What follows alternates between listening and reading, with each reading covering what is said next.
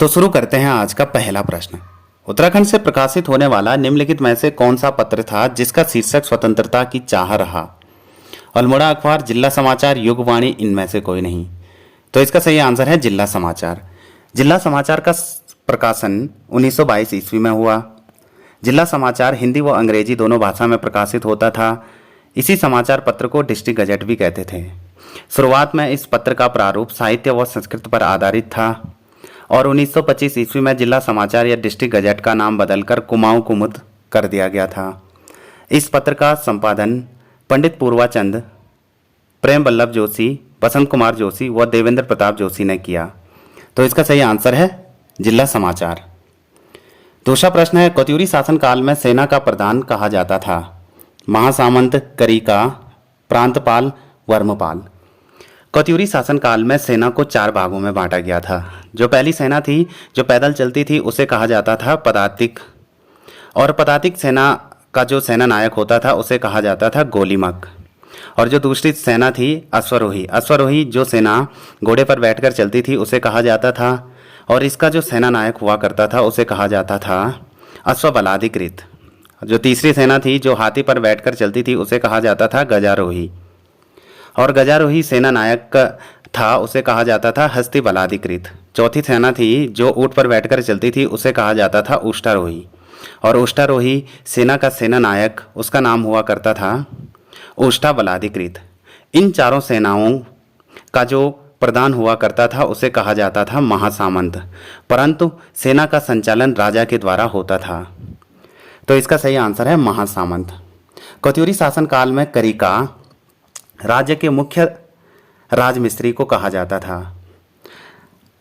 और प्रांतपाल कत्यूरी शासनकाल में सीमाओं की सुरक्षा के लिए नियुक्त अधिकारी को कहा जाता था प्रांतपाल। वर्मपाल कत्यूरी शासनकाल में सीमावर्ती क्षेत्रों में आवागमन पर कड़ी नजर रखने के लिए एक अधिकारी नियुक्त किया जाता था, उसे कहा जाता था वर्मपाल। क्वेश्चन नंबर तीसरा है, चंदवंश के किस शासक ने न्योवली व विष्टाली नामक कचहरी बनाई?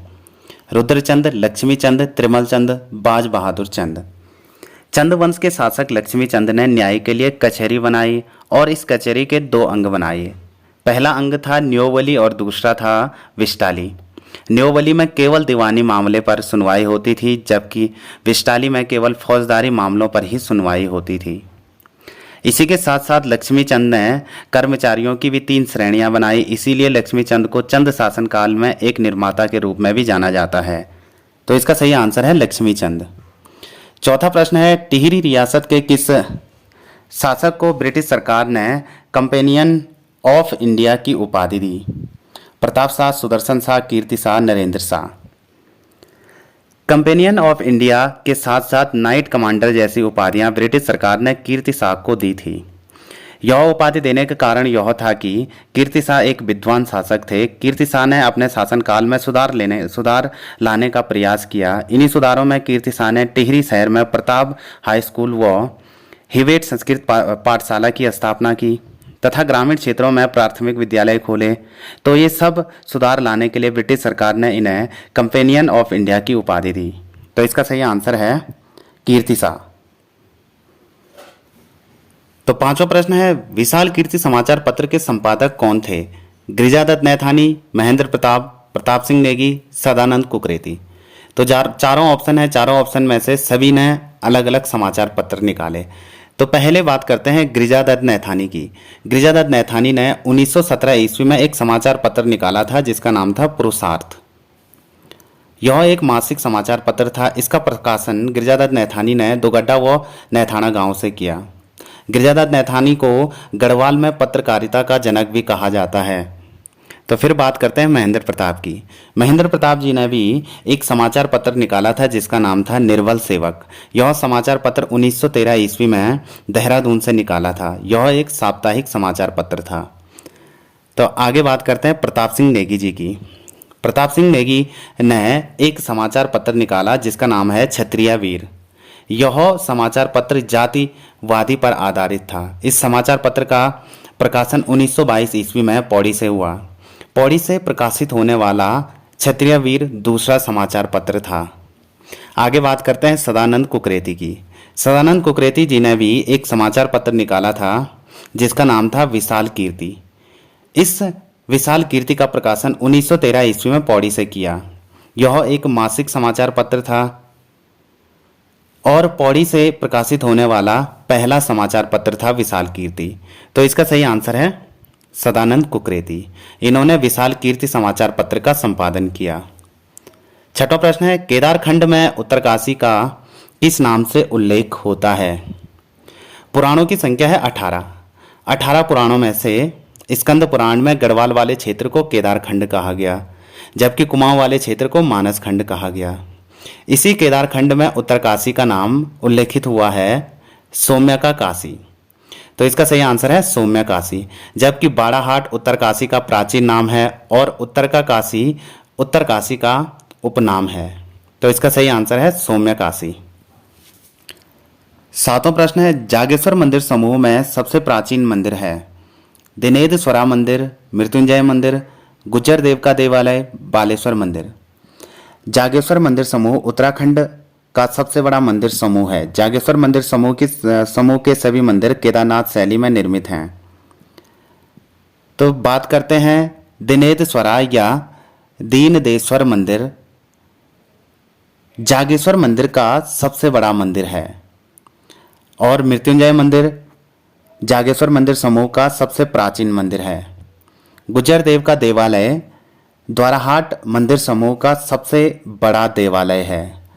बालेश्वर मंदिर चंपावत में सप्तेश्वर मंदिर समूह का सबसे प्राचीन मंदिर है। तो इसका सही आंसर है मृत्युंजय मंदिर, जागेश्वर मंदिर समूह का सबसे प्राचीन मंदिर है। आठवां प्रश्न है, सर्वे ऑफ इंडिया का मुख्यालय देहरादून में कब स्थानांतरित किया गया? 1940, 1942, 1943, 1944। सर्वे ऑफ इंडिया जिसकी स्थापना 1767 ईस्वी में बंगाल में हुई थी और 1942 ईस्वी में सर्वे ऑफ इंडिया का मुख्यालय देहरादून में स्थानांतरित किया गया था। तो इसका सही आंसर है 1942। नौवां प्रश्न है, उत्तराखंड के किस जनपद में हिडिंबा पर्वत स्थित है? पिथौरागढ़, चंपावत, नैनीताल, अल्मोड़ा। तो हिडिंबा पर्वत और हिडिंबा मंदिर के बारे में प्रश्न पूछा जाता है पेपर में। ये दोनों बहुत कंफ्यूजन है। हिडिंबा पर्वत उत्तराखंड के नैनीताल जनपद में है, जबकि हिडिंबा मंदिर उत्तराखंड के चंपावत जनपद में है। तो यहाँ पे पूछा गया हिडिंबा पर्वत। हिडिंबा पर्वत कहाँ है? नैनीताल जनपद में। तो इसका सही आंसर है नैनीताल। 10वां प्रश्न है, उत्तराखंड के किस जनपद में ब्राह्मीताल स्थित है? चमोली, टिहरी, रुद्रप्रयाग, उत्तरकाशी। ब्रह्मताल, ब्रह्मकुंड और ब्राह्मीताल, इनके बारे में भी कन्फ्यूजन होता है परीक्षा में। तो यहाँ पे ब्राह्मीताल के बारे में पूछा गया है। तो सबसे पहले हम ब्रह्मताल के बारे में पढ़ते हैं। ब्रह्मताल कहाँ है? चमोली जनपद में। ब्रह्मकुंड कहाँ है? टिहरी जनपद के देवप्रयाग में। ब्राह्मीताल कहाँ है? उत्तरकाशी जनपद में। तो इसका सही आंसर है उत्तरकाशी। 11वां प्रश्न है, उत्तराखंड में सरसों फसल के उत्पादन में प्रथम स्थान है? अल्मोड़ा, नैनीताल, देहरादून, पौड़ी। तो उत्तराखंड में सरसों फसल के उत्पादन में प्रथम स्थान अल्मोड़ा का, दूसरा स्थान है नैनीताल का, तीसरा है पौड़ी का, चौथा है चमोली का, पांचवा है हरिद्वार का। तो इसका सही आंसर है पहला, अल्मोड़ा। 12वां प्रश्न है, 2011 की जनगणना के अनुसार राज्य में न्यूनतम साक्षरता दर वाला जनपद है? हरिद्वार, टिहरी, उधम सिंह नगर, उत्तरकाशी। 2011 की जनगणना के अनुसार सर्वाधिक साक्षरता वाला जनपद देहरादून है, सबसे कम साक्षरता वाला जनपद है उधम सिंह नगर। उत्तराखंड की जो साक्षरता दर है 2011 की जनगणना के अनुसार 78.82। तो इसका सही आंसर है उधम सिंह नगर। 13वां प्रश्न है, निम्नलिखित में से कौन सा जिला सर्वाधिक जनपदों के साथ सीमा बनाता है? नैनीताल, अल्मोड़ा, बागेश्वर, पौड़ी। नैनीताल उत्तराखंड के 4 जनपदों के साथ सीमा बनाता है। पहला है पौड़ी, अल्मोड़ा, चंपावत और उधम सिंह नगर, जबकि अल्मोड़ा 6 जनपदों के साथ सीमा बनाता है। पौड़ी, चमोली, बागेश्वर, पिथौरागढ़, चंपावत व नैनीताल। और बागेश्वर 3 जनपदों के साथ सीमा बनाता है, चमोली, पिथौरागढ़ व अल्मोड़ा। और पौड़ी जनपद 7 जनपदों के साथ सीमा बनाता है, हरिद्वार, देहरादून, टिहरी, रुद्रप्रयाग, चमोली, अल्मोड़ा व नैनीताल। तो इसका सही आंसर है पौड़ी। पौड़ी जनपद सर्वाधिक जनपदों के साथ सीमा बनाता है। 14वां प्रश्न है, उत्तराखंड के किस जनपद में पनार बुग्याल स्थित है? चमोली, रुद्रप्रयाग, उत्तरकाशी, टिहरी। उत्तराखंड में पंच केदारों में से जो एक केदार है, चौथा केदार रुद्रनाथ। रुद्रनाथ में पनार बुग्याल स्थित है। रुद्रनाथ चमोली जनपद में स्थित है, इसीलिए पनार बुग्याल कहाँ है? चमोली जनपद में। तो इसका सही आंसर है चमोली। 15 प्रश्न है, हाथी पांव पर्वत कहाँ स्थित है? जोशीमठ, मसूरी, हरिद्वार, काशीपुर। हाथी पर्वत और हाथी पांव पर्वत के बारे में भी कन्फ्यूजन होता है। हाथी पर्वत चमोली जनपद के जोशीमठ में स्थित है, जबकि हाथी पांव पर्वत मसूरी में स्थित है। तो यहाँ पे हाथी पांव पर्वत के बारे में पूछा गया है। हाथी पांव पर्वत कहाँ है? मसूरी में। 16 प्रश्न है, उत्तराखंड की किस जनजाति का मलनाथ देवता प्रमुख है? राजी, थारू, भोटिया, उपरोक्त सभी। तो उत्तराखंड की एक जनजाति है राजी। राजी जनजाति का जो प्रमुख देवता है मलनाथ देवता। तो इसका सही आंसर है राजी। 17 प्रश्न है, ब्यूटीफुल गढ़वाल किसकी कृति है? रस्किन बॉन्ड, डॉक्टर शेखर पाठक, केदार सिंह फोनिया, डॉक्टर शिवानंद नौटियाल। जो ब्यूटीफुल गढ़वाल है कृति है, ये है रस्किन बॉन्ड की। तो इसका सही आंसर है रस्किन बॉन्ड।